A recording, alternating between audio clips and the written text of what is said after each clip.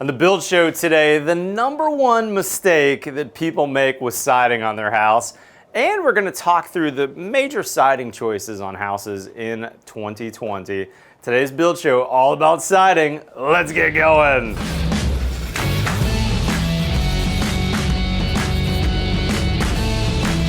All right guys, so all about siding. This video is not sponsored, but I do want to disclose to you that my house is going to be sided with James Hardy in the future, and I will be doing some sponsor videos with those guys later in the year. #1, I know you guys are interested. What's the #1 mistake? It's this. I see this all the time. The biggest mistake in siding is framing your house, sheathing it, putting your weather barrier on, and then immediately going to siding before the trades have had a chance to come through. This drives me crazy, and I call this a rookie builder mistake, but frankly, I've seen lots of older builders do this as well. Here's a couple photos of the times that I've seen it on the job. What's happening is it's easiest for the scheduling because oftentimes the framer is also the cornice guy or the siding guy for them to show up and do everything, where they frame the house, they sheathe it, they put whatever house wraps on, and then they go ahead and put the siding on. But then later, 3 weeks later, let's say, the plumber, the electrician show up, and what's the first thing they do? They pull out their drill, they pull out their saw. They're sawing and hammering through that siding and through the weather and through the air barrier. Huge mistake. I see daylight all the time through electrical outlets, through hose bibs, through all those penetrations that the trades are putting in the house, and that is a massive mistake. Don't get caught up in that. Be sure to wait to put your siding on until after your trades have come through. That's your plumber, your electrician, and your HVAC guy. And by the way, a quick tip for the younger builders out there, always start your trades with bigger pipes down to smaller pipes, meaning your HVAC guy and your plumber need to start first, and then after they've been on the job for a couple days and made all of their holes and penetrations, then the electrician can come last. You don't want your electrician going first and putting his wires in the way where a duct needs to go or where a plumbing pipe for a drain waste vent needs to go. Really critical to get the trades in first and then do the siding. That way I can make sure all those penetrations that go through the outside of my house can be waterproofed correctly and can be air sealed correctly. All right, next up on the second half of this video, I want to talk to you about the siding options that are commonly available out there in the US. There's really kind of 3 options when it comes to lap siding. Before I talk about that though, I do want to mention on my house, I have kind of a mixture of products I'm going to be using here. On the front of my house over here, I've got brick set up for this house. The house originally, this is a 70s built house that I basically have rebuilt with the original slab. All of my neighbors have brick on the front of their houses, so I wanted to maintain some unity with the neighborhood. I've got brick on the front, and brick's a great choice, very lasting and very durable. Next up, I did want some natural wood in a few places, and the best place to use that is soffit. So like this is my front porch area. I'm going to do a natural wood soffit right here. This is a place that's not going to get any sun.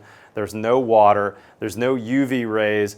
When I put a natural wood or a stained wood or whatever I decide to put up here, it'll really look the same 10 years, 20 years later, really without any maintenance. I'll have to get the cobwebs down, but that's about it. So that's a great choice for that. But then the majority of my house, really the 3 sides and all of my second story, I'm going to do a lap siding. So let's talk about the lap siding options. There's really kind of 3 main categories for a lap siding in America today. Let's start with the least cost option, vinyl siding. I'm sorry to say I've put a lot of this up over the years. I started my career as a production builder, and where I worked in the Northeast, it was incredibly common to see a brick front and vinyl on 3 sides, even on $1 million, $2 million houses, and that's my story.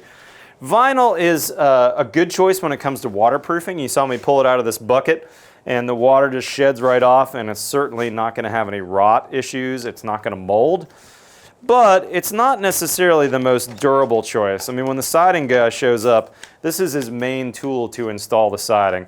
It's pretty easy to cut. It'd also be, frankly, pretty easy for me to cut into a house and break in with a pair of scissors or a knife, especially if it had that cardboard sheathing like you'd seen me talk about in previous episodes. The other big issue that I have with vinyl besides this is that it has a pretty sketchy environmental record.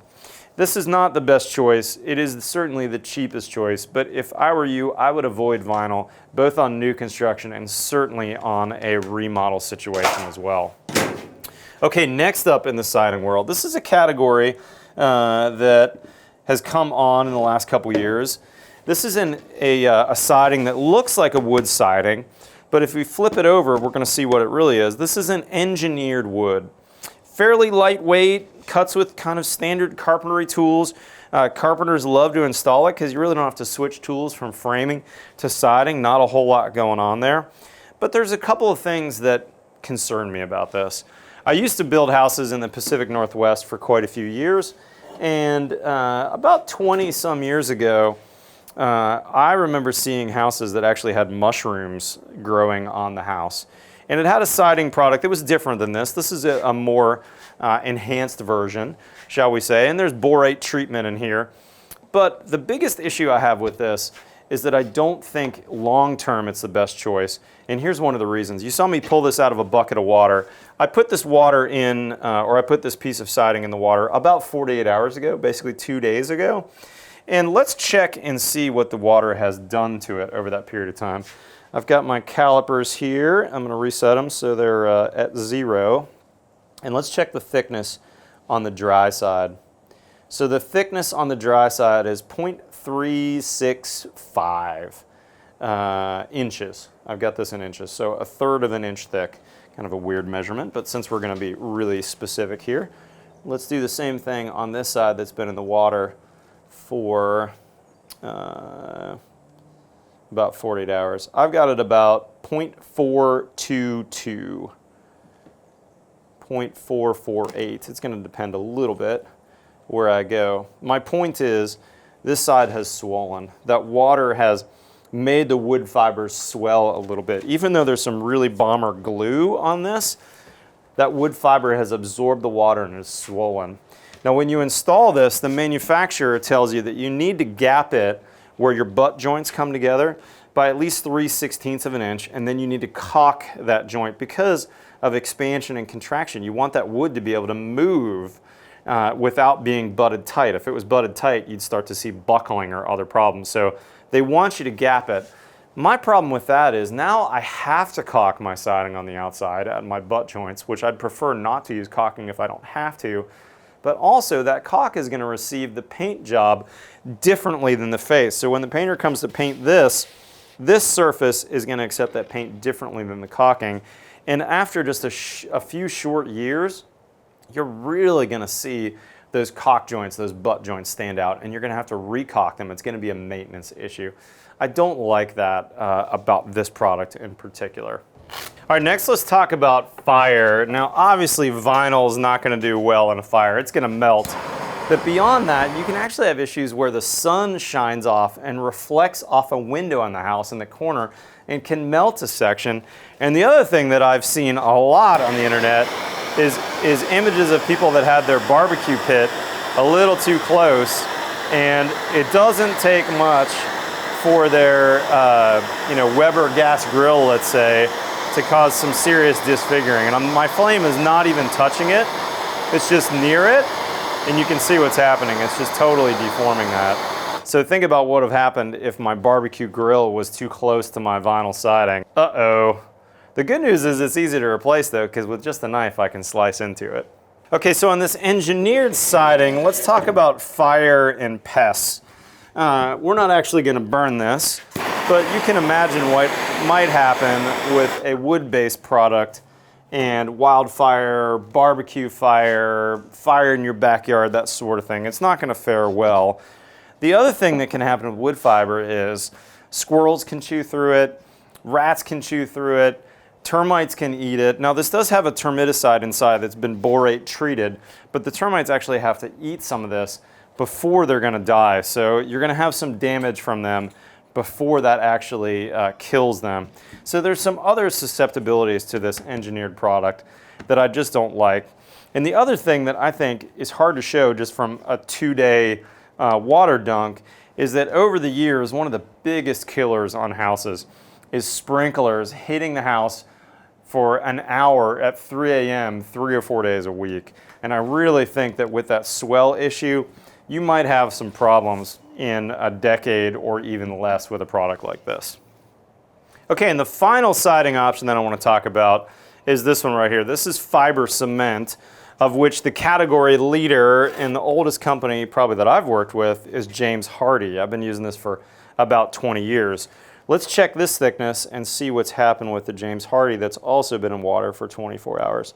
So this one's a 0.30 in thickness down here at the dry end, right around 0.30. And on the wet end, remember this has also been in water for 24 hours, also 0.30.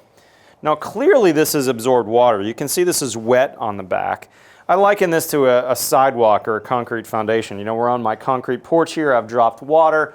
What's going to happen is that water is going to absorb in my concrete porch, but will my concrete porch swell or move or change with that water absorption? No. It's going to absorb it and then it's going to release it in time. And that's really the same thing that's happening with this fiber cement from James Hardie. Now there are other competitors as well, but this is really the market leader and the one that I've used the most. They have some really cool products, but let's talk about the category. Fiber cement is made from cement, from sand, from cellulose, and from water. So there's really nothing in here that I'm worried about termites eating or squirrels chewing through or that sort of thing. It's going to do really well there. And when it comes to fire, the other big benefit of this product is because it's cement based, just like your concrete slab is not going to burn down when your house catches fire, the same is true with this. And in fact, in Austin where I am, where we often build houses fairly close to one another, there's some fire codes that if I build too close to the property line, like 5 feet to the property line, all that area needs a fiber cement siding so that if my neighbor's house caught fire, if their fence caught fire, that wouldn't spread to my house. This is going to resist that spread. And when you use this on your fascia, your soffits, your siding, it's going to give your house some extra fire resistance. Really nice product.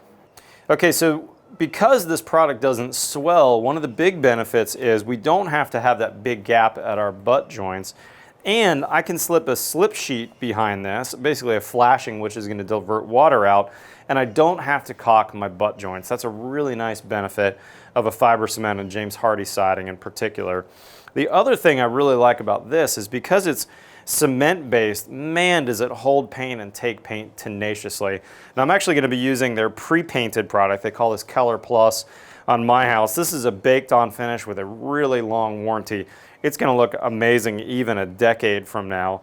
But even if you use standard fiber cement or standard Hardie and you painted it yourself in the field, I liken it to dropping paint on a sidewalk. If you drop paint on a sidewalk, how long is that paint going to be there? It's really hard to get out. Typically you got to use a power washer with a lot of PSI potentially to get that paint off. Whereas if you spill paint on a 2x4, how easy is that to get off? Pretty darn easy. So one huge benefit of this fiber cement products is they're going to hold paint a really long time, typically much longer than a wood-based product, especially because we don't have that swell, that movement happening, which is going to end up breaking that paint film. One last comparison that I want to make between these two is thinking about the install. You know, one reason why carpenters love this engineered siding is because it really cuts and saws like normal material. There's nothing you need to do differently. But you do need to know that fiber cement has silica dust in it. You need to take extra precautions. Either you can use shears, which actually cut it without sawing, or if you're going to use a circular saw blade, you want to make sure that you use a vacuum attachment. You don't want to breathe in that silica dust. Guys, really good choices out there in the industry right now. It's an amazing time to be a builder and to build a new house. Hopefully this video is helpful for you. Be sure to sequence correctly. Don't bring your trades in after siding. Let the trades finish and then bring your siding contractor. It's really, really important to do that sequencing correctly. And lastly, think about some of these choices. I'm a huge fan of James Hardie products. I'm going to be using them on my house, and I do have some sponsored videos with these guys coming up in a couple of months, so look out for those. But think about some of these other issues that I had with the other two categories and consider a fiber cement siding instead. Guys, if you're not currently a subscriber, hit that subscribe button below. We've got new content every Tuesday and every Friday. And oh, by the way, if you're not familiar with my BuildShowNetwork.com, we're actually publishing videos every single day of the week. I've got 5 total contributors over there, 4 builders and 1 architect shooting videos, teaching you how to build a better house. I'll put a link to my newsletter sign up in the description below. Otherwise, subscribe to my channel. New videos every Tuesday and every Friday. Follow me on Twitter and Instagram. Otherwise, we'll see you next time on The Build Show.